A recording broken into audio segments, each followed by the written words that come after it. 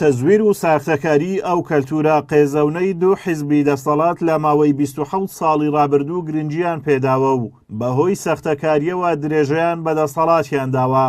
ئەوان بەم تەزویرانەش نەوەستان لە هەڵبژاردننی 30 ئەیلول بە هەزاران نفوس و جنسیەیان بە ناوی خەڵکەوە ساختە کرد و دەنجیان پێدا.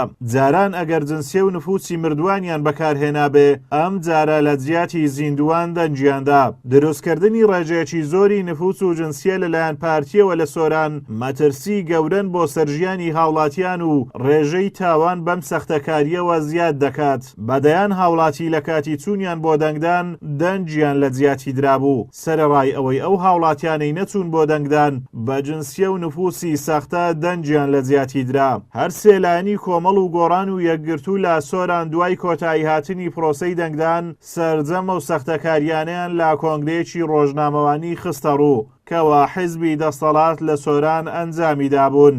ئەم تەزویرە کە ئەکرێتن بە تایبەتی ئەو بەڵگەنامانەی کە تەزویرەکرێن ئەو بەڵگەنامانە بەڕاستی تاوانی زۆر گەورەیان لەوانەیە پێ ئەنجام بدرێتن.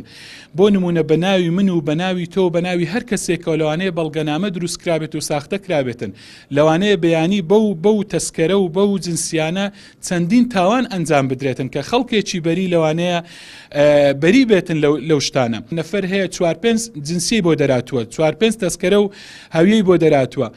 باشە بەوانە بەیانی هەر یەکە و بە ناوێکیشە ئەو کەسە بچێتن خۆی تەعیم کاتن بەو هەموو ناوانە چێ یعنی گرنتی ئەوە دەداتن کە ئەو کەسە ئەو کاتە چەندین بندیواری تر دروست دەبێت و ئەو کاتە بڵێن پەشێمان بوو نشتێکی هەڵەما کرد. تەزویر غەش پێغەمبەر صلی الله عليه وسلم فەرمیت من غەشەنا فەلەیسە منا ئەو من غەشە فەلەیسە منی.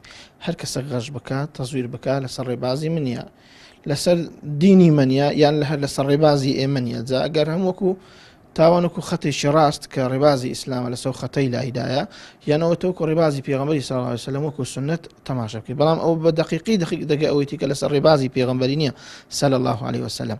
ئەو فەرمودەیەش پێم وایە هیچ کەسێک نییە لە ئێمە ئەگەر نەشی خوێنبی تۆ گوێی لێ نەبی. دروستکردنی جنسیە و نفوس بە مۆری دەوڵەت بە ناوی خەڵکەوە دەچێتە بواری تەزویر و ساختەکاری و بە پێی مادەی 289 قانونی عقوباتی عراقی هەر کەسێک نووسراوێکی ساختە کرد سزا دەدرێت بە بەندکردن کە ماوەی لە 15 ساڵ زیاتر نەبێت. یاساناسێکیش داوا دەکات داواکاری گشتی لەسەر ئەم ساختەکاریە بێتە دەنگ و بێلایەنی خۆی بپارێزێ چونکە مەترسی بۆ ژیانی هاوڵاتیان هەیە.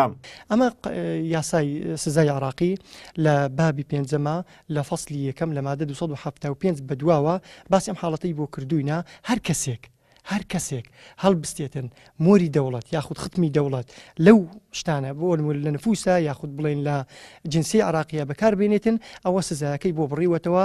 یاسای سزای عراقی 10 ساڵی لە بۆ داناوە کە ئەم کەسە عقوبە بدرێتن.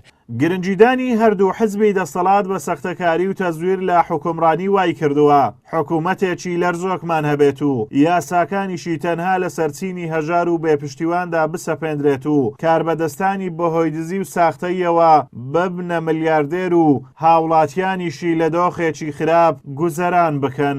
ئازاد و مەراوەی کەناڵی ئاسمانی پەیام قەزای سۆران.